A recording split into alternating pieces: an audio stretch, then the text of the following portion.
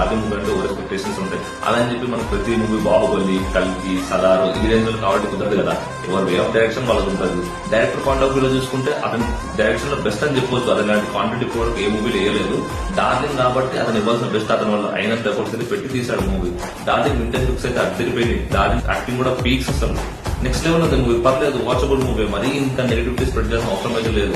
Only movie ఒక్క తెలుగులోనే ఇంత ఫ్లాప్ టాక్ వస్తుంది. మనం నార్త్ లో వేరే స్టేట్స్ లో వేరే లాంగ్వేజ్ చూసుకుంటే ఫ్యామిలీ ఆడియన్స్ కి ఇంకా చాలా బాగా నచ్చింది మూవీ. మన తెలుగు మూవీ మన తెలుగులో ఫ్లాప్ చేసుకుంటే దానికి మీనింగ్ ఏముంటది?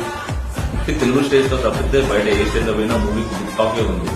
10 కి 8, 9 రేటింగ్ ఇచ్చేలా ఉన్నారు. ఇక్కడైతే ఏకంగా 2, 3, 1 ఆ రేటింగ్ రివర్స్. డార్లింగ్ ఆ రేంజ్ కి ఆ రేటింగ్ అసలు పనికొస్తారు మూవీకి.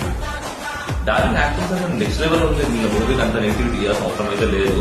సో మరి అది ఎందుకు చేస్తున్నారు అంటే ఫ్యాన్స్ ఓవర్ ఎక్స్పెక్టేషన్ పెట్టుకుని వెళ్ళారు. ఇలాంటి డార్లింగ్ మళ్ళీ మన స్క్రీన్ మీద కనిపించాడు. సో ఇప్పుడే ఇది last final movie. Darling next time వస్తాడా ఇలాంటి చూస్తాడంటే రాడది.